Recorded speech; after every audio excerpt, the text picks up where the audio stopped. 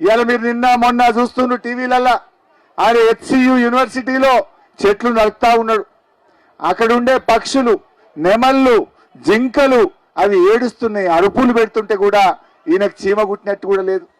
ఇవాళ ఇంతసేపు ఏ భూములు అమ్ముకుందామా, ఏ భూములు లూటీ చేద్దామా, ఇద్దప్ప రేవంత్ రెడ్డికి ఇంకో పని లేదు. ఆడ అగ్రికల్చర్ యూనివర్సిటీలో 100 ఎకరాలు గుంజుకున్నాడు.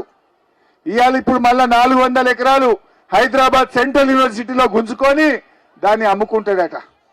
ఇవాళ భూములు అమ్ముకోవడానికే నువ్వు ముఖ్యమంత్రి అయినవా? అదేనా నువ్వు చేసే పని? నువ్వు పేదలకు ఇచ్చిన మాటలు ఏమైనాయి? పేదలకు ఇచ్చిన హామీలు ఏమైనాయి? ఒకసారన్నా రా ఏదైనా ఊర్లకు. నేను రేవంత్ రెడ్డిని అడుగుతా ఉన్నా, బాగా చెప్తున్నావు కదా రుణమాఫీ అయిపోయింది అన్నాడు. అయిపోయిందా అమ్మాయి అందరికీ? అయిందా రుణమాఫీ? మా బోయినకుంట తండ కదా ఇది.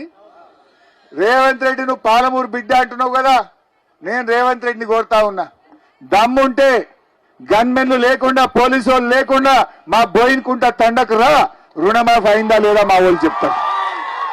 నువ్వు రా, నిజంగా చేస్తేనేమో పూలు చల్లుతారు, చేయకపోతే మరి నువ్వు చేసినా అంటున్నాడు. అసెంబ్లీలో చెప్పిండు అయిపోయింది రుణమాఫీ అంటుండు. అయిపోయిందా? అందరికి వచ్చిందా రుణమాఫీ? మరి రా బోయినకుంట తండకు రా.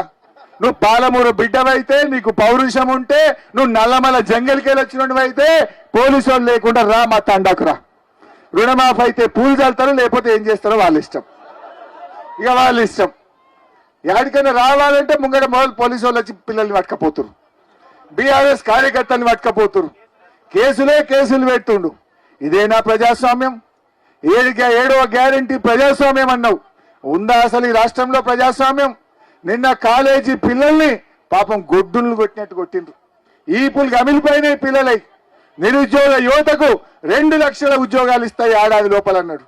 ఏడాది అర్థమైంది 2 లక్షలు కాదు కదా, 5,000 ఉద్యోగాలు కూడా రేవంత్ రెడ్డి ఇయలే.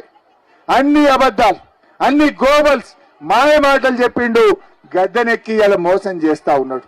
అందుకే ఇలా అందరూ కేసీఆర్ సార్ను యాడ్ చేస్తుండ్రు. కేసీఆర్ సార్ ఉండగా ఈ రియల్ ఎస్టేట్ బ్యాలెన్స్ చేద్దరు మా పిల్లలు. వీళ్ళందరూ కూడా 12 మంది రియల్ ఎస్టేట్ మీద బతికిరు.